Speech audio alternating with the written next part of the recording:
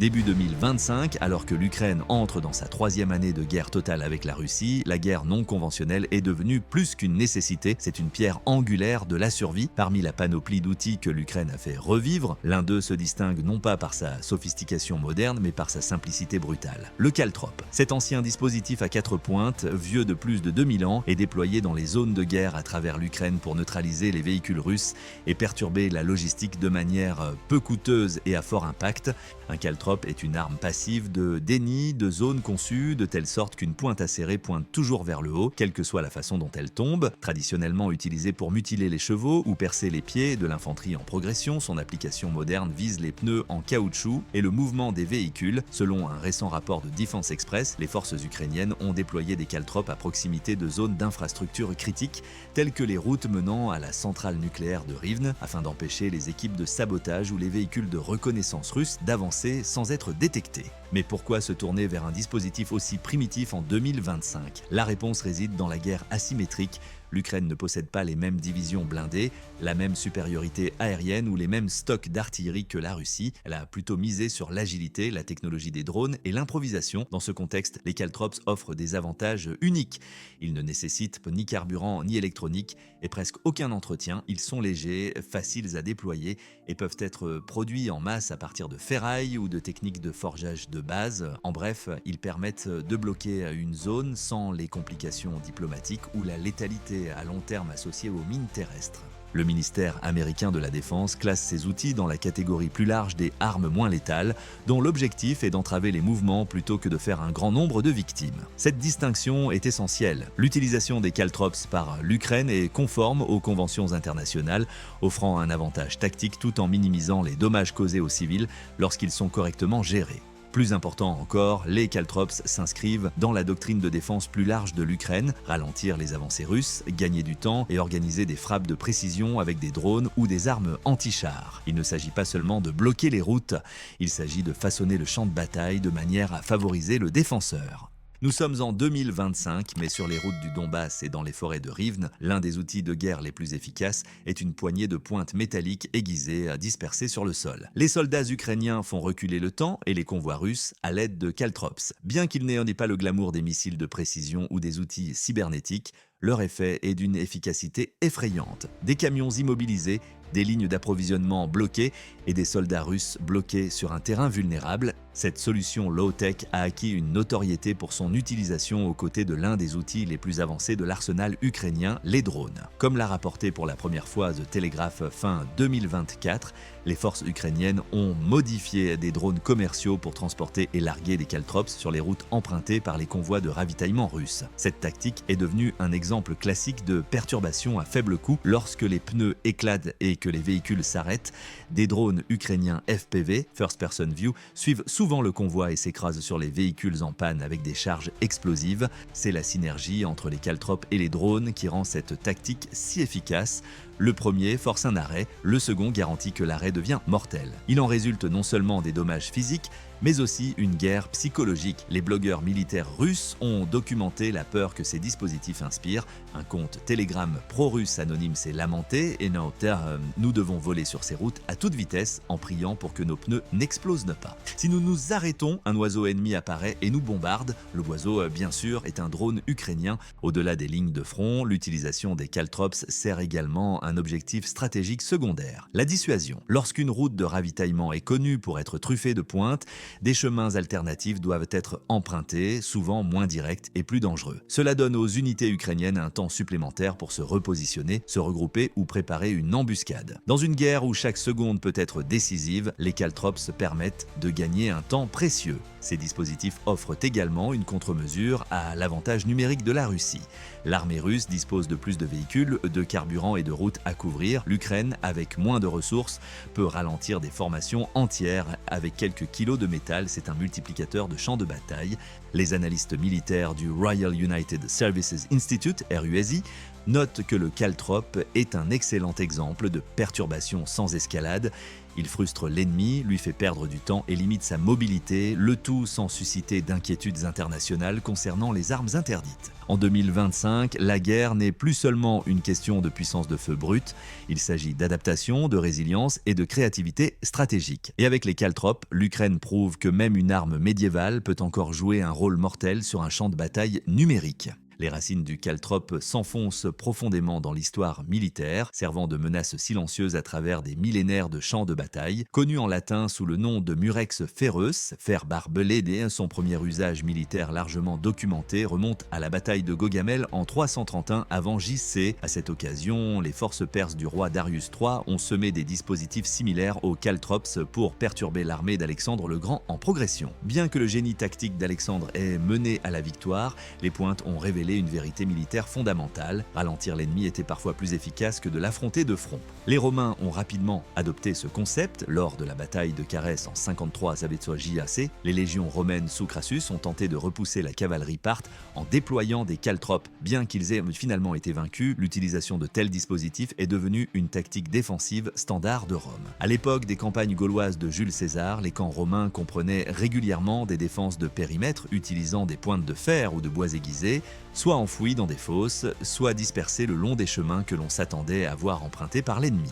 Depuis l'Empire romain, les caltropes se sont déplacés vers l'est. Au XIIIe siècle, les armées mongoles de Gengis Khan ont rencontré des champs massifs de caltropes en avançant sur l'Empire Qin. Les ingénieurs défensifs chinois ont utilisé ces dispositifs pour ralentir la cavalerie et protéger les cols de montagne comme le col de Choyunquan fortement fortifié. Bien que les Mongols aient fini par percer grâce à des manœuvres supérieures, le retard s'est avéré stratégiquement important. En Europe médiévale, les caltropes se sont généralisées. Pendant les croisades, les forces chrétiennes et musulmanes les utilisaient pour protéger les fortifications et créer des barrières lors des retraites nocturnes. Les forgerons ont fait évoluer la conception pour obtenir le tétraèdre à 4 pointes que nous connaissons aujourd'hui. Ceci pouvait être produit en masse à partir de fer fondu, ce qui permettait un déploiement rapide sur le terrain.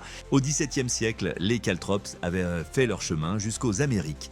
Les colons anglais de Jamestown en Virginie les utilisaient pour se protéger des incursions espagnoles et des raids amérindiens. Les artefacts découverts par les archéologues suggèrent que, bien que rarement utilisés dans les batailles rangées, ils étaient essentiels à la défense du périmètre. L'ère industrielle a donné un nouveau souffle aux caltropes. Pendant la Première Guerre mondiale, ils ont été utilisés pour neutraliser les chevaux et ralentir l'infanterie. Cependant, c'est pendant la Seconde Guerre mondiale que leur utilité s'est véritablement étendue. Le British Special Operations Executive, SOU, et l'American Office of Strategic Services, OSS, y ont fourni des milliers de caltropes métalliques aux combattants de la résistance à travers l'Europe occupée. Ces combattants les ont dispersés sur les routes pour arrêter les convois allemands, notamment en France, en Pologne et dans les Balkans. Même l'Allemagne a adopté sa propre version, des caltropes en tôle larguées par des canons aériens.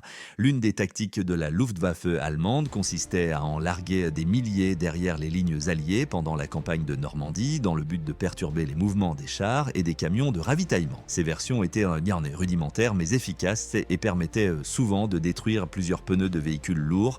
Des adaptations plus importantes du concept, telles que les hérissons tchèques et les dernes de dragon, sont devenues des obstacles anti-chars emblématiques, visibles dans des films comme Il faut sauver le soldat Ryan. Ces outils suivaient le même principe: obstrués et retardés. L'armée américaine les a trouvés si essentiels que le 3e corps blindé et la 3e division des Marines utilisent encore l'imagerie des caltropes dans leurs insignes. Pendant la guerre froide et la guerre du Vietnam, les caltropes ont continué à être utilisés. Au Vietnam, les forces américaines et nord-vietnamiennes les ont déployées pour ralentir les patrouilles et les véhicules dans les sentiers de jungle dense. La police militaire américaine les a même utilisés au point de contrôle pour empêcher les attentats suicides à la voiture piégée, une tactique qui réapparaîtra plus tard en Irak et en Afghanistan. L'évolution la plus révélatrice s'est peut-être produite en 2019 lorsque la Chine a présenté un drone hexacoptère conçu pour larguer des caltropes lors d'un salon de technologie militaire. L'idée est de rester théorique jusqu'à ce que l'Ukraine, en 2023-2025, la fasse passer du concept au champ de bataille. En 2 millénaires, le caltrope s'est passé de frein de cheval à dispositif de déstabilisation de chars, puis à charge utile de drone. Il a changé de forme mais n'a jamais perdu sa fonction. Et maintenant, sur les routes déchirées par la guerre en Ukraine, cet outil ancien écrit son prochain chapitre, non pas dans les livres d'histoire, mais en temps réel. Si l'efficacité tactique des caltropes est évidente, leur utilisation sur les champs de bataille actifs soulève des questions juridiques et éthiques, d'autant plus que la guerre en Ukraine entre dans sa 3e année. Contrairement aux mines terrestres ou aux pièges, les caltropes ne sont pas explosifs et ne dissimulent que pas activement leur danger. Néanmoins, leur déploiement, en particulier dans les zones peuplées ou post-conflit, présente des risques à long terme qui ne peuvent être négligés en vertu du droit international humanitaire et plus particulièrement de la Convention sur certaines armes classiques, CCAC. L'utilisation d'armes de déni de zone doit respecter les principes de distinction, de proportionnalité et de précaution. En d'autres termes, les belligérants doivent leur faire la distinction entre les cibles militaires et civiles, éviter de causer des dommages excessifs et prendre des mesures pour réduire le risque de blessures involontaires.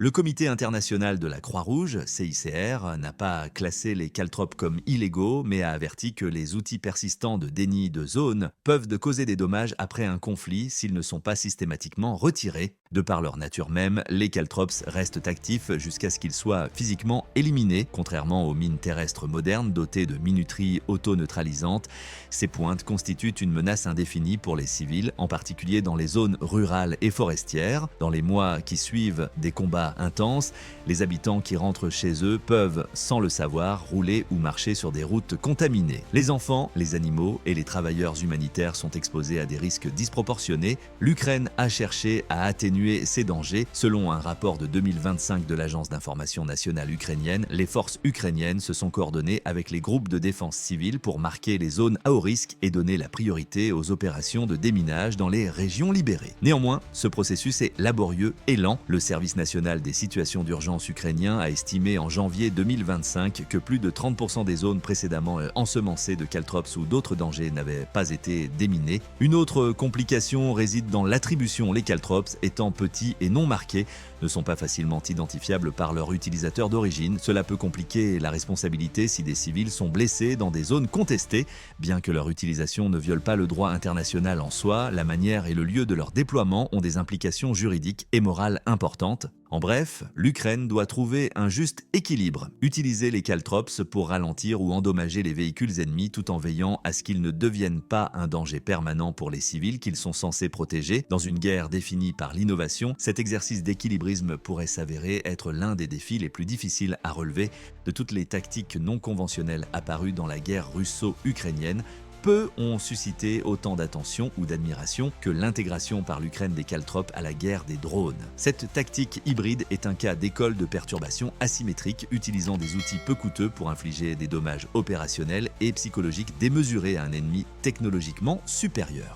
À la mi-2024, comme l'ont rapporté Forbes et Defense One, l'Ukraine avait déjà mis au point une méthode standardisée de déploiement de caltropes assistés par drones. Des drones commerciaux modifiés, souvent dotés de configurations à 6 rotors, ont été équipés de simples systèmes de largage mécanique qui leur ont permis de disperser des caltropes sur les routes, les intersections et les itinéraires de convois clés, en particulier la nuit ou par mauvais temps. La logique était claire, immobiliser ou retarder les véhicules russes juste assez longtemps pour que des outils plus meurtriers, principalement des drones kamikazes FPV, puissent en frapper. Cette attaque en 2 temps crée une menace à plusieurs niveaux. D'abord, la crainte d'endommager les pneus et de perdre ainsi toute mobilité. Ensuite, la certitude d'une attaque aérienne si un véhicule s'arrête. Cette tactique a été détaillée dans un rapport du Conseil de l'Atlantique de novembre 2024 qui l'a qualifiée de brillante fusion de la défense prémoderne et de la létalité du XXIe siècle. Les forces russes ont été contraintes de s'adapter, mais pas toujours efficacement. Dans un message viral sur Telegram d'un chauffeur militaire pro-russe, la frustration était palpable. Il couvre les routes de pièges métalliques invisibles et quand nous nous arrêtons, nous mourrons. Nous ne pouvons pas nous déplacer en toute sécurité de jour comme de nuit. Nous ne combattons plus les chars, nous combattons les ombres et les pointes. La peur générée par cette tactique ne peut être surestimée. Dans la guerre, la domination psychologique représente la moitié de la bataille. Les conducteurs russes évitent désormais complètement certains corridors, même si cela implique des détours plus longs et plus dangereux. Les chaînes d'approvisionnement sont retardées, la planification des convois a ralenti, et le pire pour la logistique russe, c'est que l'imprévisibilité s'est installée. D'un point de vue stratégique, cette tactique s'inscrit parfaitement dans la doctrine plus large de l'Ukraine, mobilité, perturbation et attrition, plutôt Plutôt que d'opposer les forces russes char contre char ou obus contre obus, l'Ukraine exerce une pression par le harcèlement forçant l'ennemi à réagir plutôt qu'à avancer. Les analystes de Jane's Defense Weekly ont noté que le duo Caltrop-drone représente un nouveau chapitre dans la guerre irrégulière. Il prouve que les drones ne sont pas simplement des systèmes de livraison d'explosifs, ce sont des plateformes adaptables capables de livrer des outils non létaux ayant des conséquences tactiques. L'Ukraine expérimente également différents modèles de largage. Dans certaines régions, les drones dispersent les caltrops en formation sinueuse pour couvrir les voies d'évacuation. Dans d'autres, ils sont largués près des intersections juste avant une embuscade planifiée. Des drones de surveillance planent à proximité pour vérifier si le piège a réussi et si c'est le cas, signaler aux drones FPV de frapper. Cette méthode n'est pas seulement tactique, elle est systémique. L'Ukraine a construit des unités entières de drones chargées de la reconnaissance, de la pose de pièges et de l'exécution des frappes. Un commandant ukrainien l'a décrit au Guardian comme un écosystème de champs de bataille miniature dans le ciel. En combinant les caltrops avec des drones, l'Ukraine a effectivement renversé la situation. Au lieu d'être submergée par une puissance de feu supérieure, elle contrôle désormais le rythme des mouvements dans des secteurs clés, un avantage inestimable dans une guerre défensive. Derrière les innovations sur le champ de bataille se cache une autre révolution silencieuse qui se déroule dans les arrière-cours, les ateliers et les petites entreprises à travers l'Ukraine. La relance et le déploiement des caltrops ne seraient pas possibles sans la remarquable mobilisation civile qui a caractérisé l'effort de guerre du pays. Un exemple remarquable est celui d'Art of Steel, un fabricant basé à Kiev, connu à l'origine pour la fabrication d'armures médiévales et de cottes de mailles pour les reconstitutions. Au deuxième mois de l'invasion russe, l'entreprise s'était transformée en fabricant de caltrops et d'obstacles anti-chars en temps de guerre. Comme l'a rapporté Ukrinform, les forgerons travaillant chez Art of Steel ont commencé à forger des centaines de caltrops par semaine sur la base d'un modèle vu en ligne, sans contrat gouvernemental, sans commande centralisée, juste par initiative et par patriotisme. Ce phénomène n'est pas isolés. Dans des villes comme Lviv, Dnipro et Kharkiv, des centaines de petits ateliers se sont tournés vers la production militaire. Certains forgent des dispositifs métalliques, d'autres cousent des gilets pare-balles, construisent des cadres de drones ou rechargent des munitions désaffectées. Ce modèle rappelle l'effort de guerre civile des États-Unis pendant la Seconde Guerre mondiale lorsque les citoyens collectèrent de la ferraille et fabriquaient des composants de base pour le front. Le Center for Strategic and International Studies, CSIS, a récemment observé que la mobilisation totale de l'Ukraine avait créé une culture de défense nationale où la frontière entre civils et soldats est de plus en plus floue. Cela est particulièrement important pour des armes comme les caltrops qui nécessitent des outils simples mais des quantités massives pour être efficaces. Les responsables ukrainiens de la logistique ont travaillé avec des ONG et des milices locales pour distribuer ces dispositifs artisanaux dans les régions clés. Des reportages de Radio Svoboda confirment que les postes de contrôle ruraux sont souvent équipés de barricades improvisées en caltrop, parfois enchaînées ou soudées pour former des obstacles en acier plus grands. Ces barricades ont un double objectif, arrêter les véhicules ennemis et décourager les infiltrations. De plus, leur valeur symbolique est puissante. Les barricades forgées par des forgerons qui fabriquaient autrefois des accessoires de théâtre sont désormais des symboles de défi national. Elles incarnent un récit que l'Ukraine a placé au cœur de sa résistance. L'ingéniosité l'emporte sur la taille, l'esprit sur l'acier. Alors que la guerre se poursuit en 2025, la capacité de l'Ukraine à maintenir cet effort de production décentralisé restera un facteur clé, non seulement sur le plan tactique, mais aussi sur le plan moral. Elle permet à la population de rester impliquée, engagée et déterminée. Alors que l'Ukraine se prépare à une nouvelle année de guerre prolongée, l'impact stratégique de ces outils non conventionnels, dont l'humble Calatrop, devient de plus en plus évident. Ce qui a commencé comme une renaissance symbolique de l'histoire militaire ancienne est maintenant devenu une stratégie de champ de bataille rentable qui perturbe l'élan russe sans épuiser les ressources limitées de l'Ukraine. Les analystes militaires de Chatham House ont fait remarquer que l'utilisation de systèmes de déni passif comme les Caltrops ne permet peut-être pas de gagner des guerres, mais elle garantit que l'ennemi ne peut pas manœuvrer facilement. Dans une guerre dominée par la logistique et le temps, c'est un résultat significatif. Les forces russes, déjà surchargées sur plusieurs fronts, sont confrontées à un nombre croissant de menaces qui n'ont pas grand-chose à voir avec le combat traditionnel, de la surveillance par drone aux pièges de déni de zone. Les défenses multicouches de l'Ukraine exigent désormais de la prudence à chaque étape. Les Caltrops déployés par des drones ou à la main obligent les véhicules à ralentir, à changer de trajectoire ou à s'arrêter. Autant de moments de vulnérabilité. Cette vulnérabilité est ensuite exploitée par des drones à grande vitesse, des tireurs d'élite ou des équipes anti-chars. Plus important encore, ces tactiques sont répétables et évolutives. Contrairement aux munitions guidées, qui sont coûteuses et limitées par les chaînes d'approvisionnement internationales, Les caltrops peuvent être produits en Ukraine, souvent par les mêmes ateliers qui fabriquent du matériel agricole ou des pièces automobiles. Leur utilisation est peu susceptible de provoquer une controverse diplomatique ou de violer les traités sur les armes, ce qui en fait une arme idéale dans un conflit politiquement sensible. À l'avenir, l'intégration des caltrops dans les opérations d'essaim de drones pourrait évoluer. Les recherches de l'Institut ukrainien de recherche sur la défense indiquent que des drones assistés par l'IA capables de détecter les signatures thermiques des véhicules et de disperser les caltrops de manière autonome sont en cours de développement. Cela permettrait à l'Ukraine de déminer les routes en temps réel sans risquer la vie d'opérateurs humains. Cependant, des défis subsistent, la contamination à long terme des routes rurales, le coût du nettoyage d'après-guerre et le risque de dommages causés aux civils doivent être traités avec la même prévoyance. Les partenaires occidentaux ont exhorté l'Ukraine à associer l'innovation à des garanties humanitaires, éventuellement par le biais de systèmes de déploiement marqués par GPS ou de protocoles de nettoyage post-conflit. Néanmoins, les caltrops ont fait leurs preuves non seulement en tant qu'élément perturbateur tactique, mais aussi en tant qu'arme symbolique de résistance. Leur forme ancienne, qui renaît dans la guerre numérique, reflète la capacité de l'Ukraine à allier l'histoire à l'innovation, la simplicité à la stratégie. En fin de compte, le caltrop nous rappelle que la guerre ne se résume pas à la puissance de feu, il s'agit d'adaptation, il s'agit de trouver des moyens de ralentir l'ennemi, de gagner du temps et de survivre suffisamment longtemps pour riposter alors que la guerre entre dans sa troisième année. Une question demeure. Dans un monde de satellites et de cyberguerre, une poignée de fer affûté peut-elle encore contribuer à renverser le cours de la guerre ?